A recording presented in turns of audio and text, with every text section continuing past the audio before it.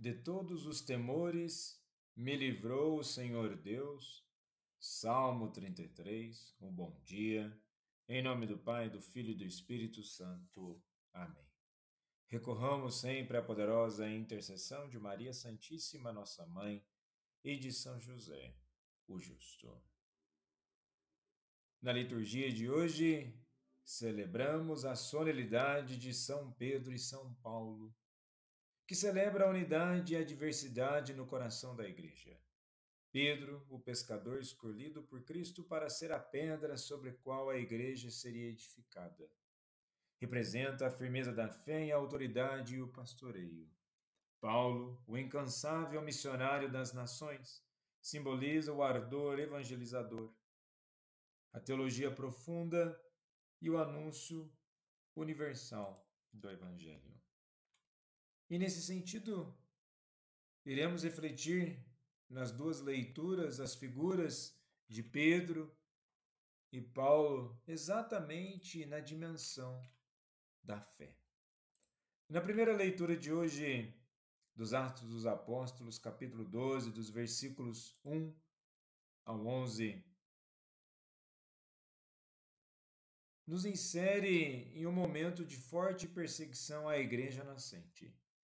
Herodes Agripa I, neto de Herodes o Grande, move-se politicamente para agradar os judeus e manda matar Tiago, irmão de João, um dos primeiros apóstolos martirizados.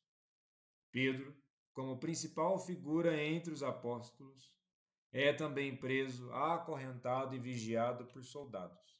É uma situação que humanamente parece desesperadora, mas que revela algo profundo sobre a ação de Deus.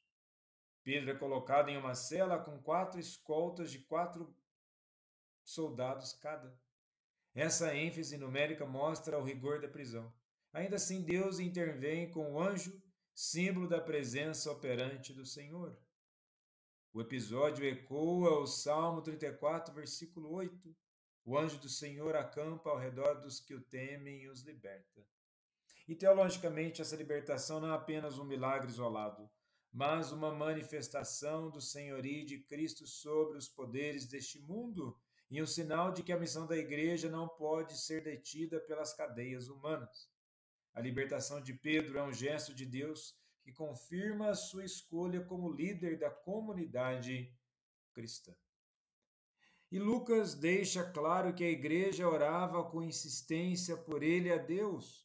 Isso revela o papel essencial da oração comunitária na missão apostólica.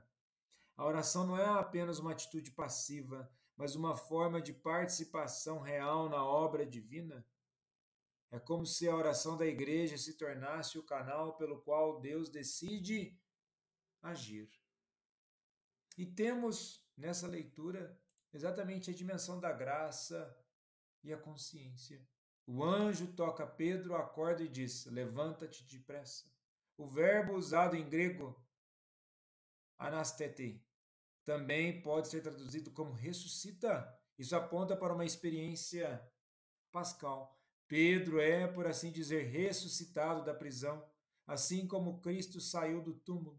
A ação divina o faz atravessar portas trancadas, correntes e soldados adormecidos. É o sinal de que nada pode acontecer àquele que Deus envia. Vemos a grandiosidade da espiritualidade de Pedro.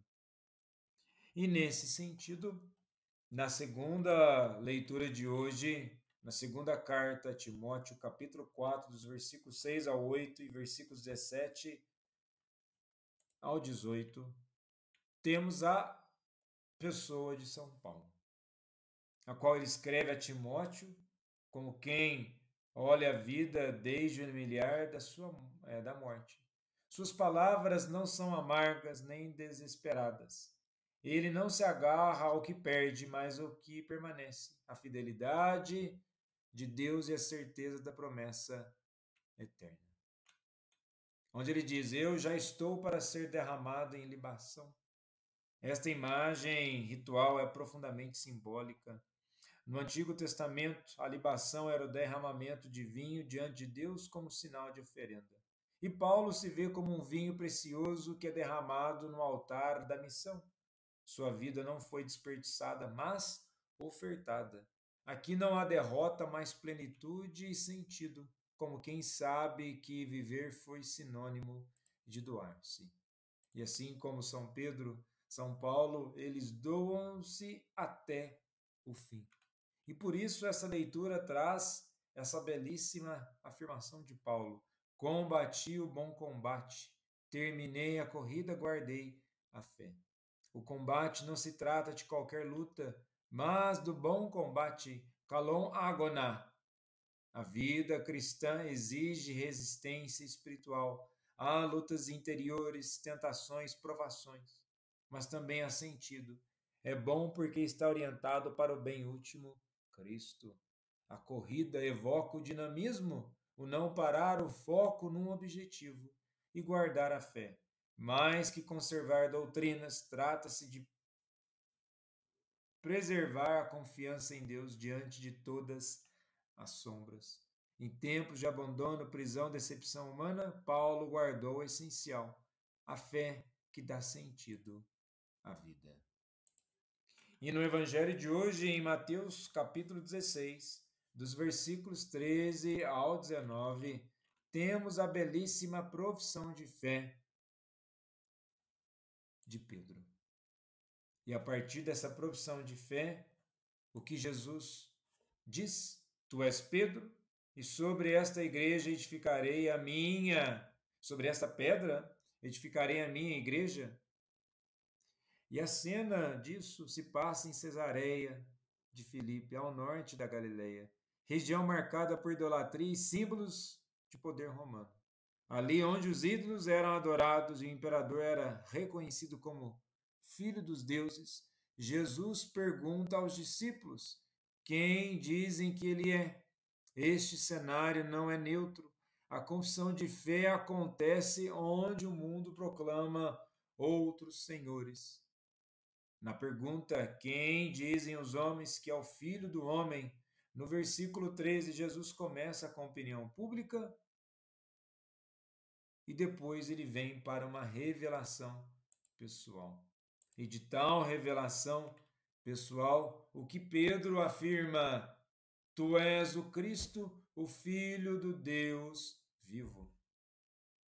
E é bonito o que Jesus diz aqui depois: Não foi a carne nem o sangue que te revelaram isso, mas meu Pai que estás no céu. E vejamos a grandiosidade de Pedro. Se é diretamente o Pai que revela a Pedro, certamente Pedro ele é diferenciado. E aqui Jesus, ao dizer que ele funda a igreja sobre essa pedra, após a profissão de fé, não temos aqui, Jesus não estava falando com uma pedra, ele fala com o próprio Pedro. E vejamos que, em aramaico, kefa significa tanto Pedro como pedra. Portanto, a frase teria sido: Tu és kefa, e sobre esta kefa edificarei em minha igreja.